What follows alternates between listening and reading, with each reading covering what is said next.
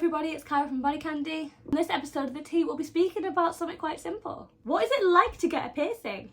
But before we get into this, remember to like, comment and subscribe to BodyCandy to see all of our content. Let's go! So you are thinking about getting a piercing.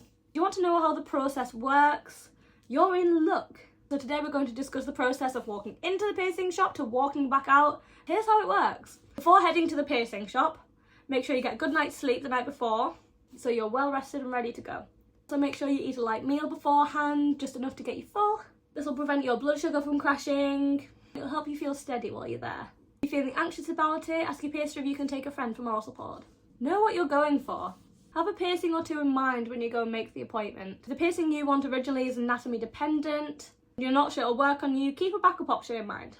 Looking for a piercing that might be a little bit more uncommon, take a picture with you to show your piercer for reference. Also make sure the piercer is aware of what style jewellery you want to be able to wear once your piercing is healed.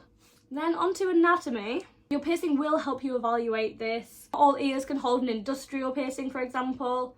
Some septums are deviated and not workable for a piercing. Your piercer will check you out and make sure that you are built for the piercing that you want. If they do not check your anatomy beforehand, that is a red flag. You'll also have the opportunity beforehand to decide what jewellery you want in, and even though there might not be loads of choice in terms of shape, you still should have a little bit of option. So marking the piercing location. Your piercer will measure you for some piercings to make sure the jewellery size is correct. Mark the entrance and potentially the exit as well of this piercing. Then they will ask you to check the marks to make sure that that's exactly where you want your piercing. Do not be afraid to ask your piercer if you want to move it. It's your body and it is your piercing. They will hear this so many times throughout their career. You will not make anyone feel bad if you are uncomfortable with where the piercing mark is. Another red flag is if they do not let you check the placement. Cleaning. Piercer should clean your piercing area with a topical antibacterial. And this helps prevent infection. They should lay out a tray in front of you with all their tools, including forceps, a hollow receiving tube for the needle to go into, the needle itself. My piercer always shows me that the needle comes in a sealed tube and this needs to be opened in front of you. If the piercer comes over with a already open needle in a packet, this is a massive, massive, massive red flag, and either ask them to open one in front of you or leave. They should also change their gloves immediately prior to piercing you. All piercings should always be done with a sterile needle. If there is a piercing gun on that tray, leave. You should definitely not be getting pierced there.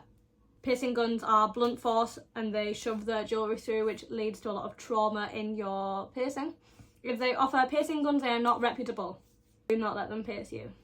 So let's go for the pokey part next. Piercer will use forceps to hold your piercing location and then make sure they've got a good grip. The ends of the forceps are like big open triangles. The piercing mark will be visible inside of that. The needle goes through the first marking and then out of the second one. The pointy tip goes into the receiving tube and that avoids poking you inadvertently.